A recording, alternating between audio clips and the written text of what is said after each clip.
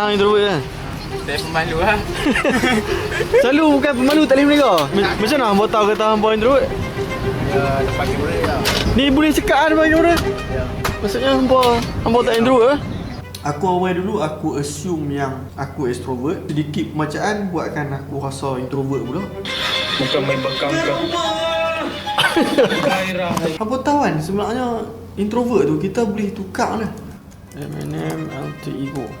Eminem created Slim Shady as a way to express his darkest, most unfiltered thoughts.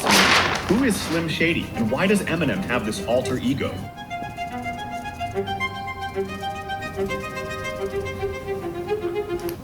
Betul sekali hang baca, hang nampak macam khurafat.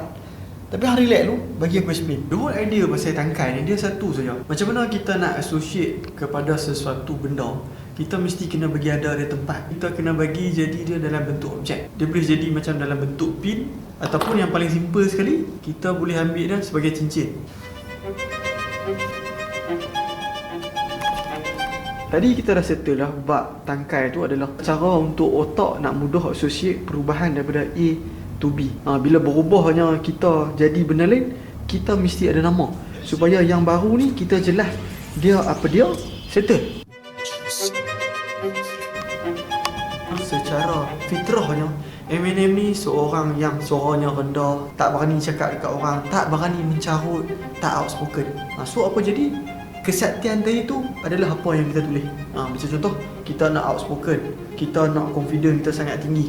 So benda tu yang kita buat.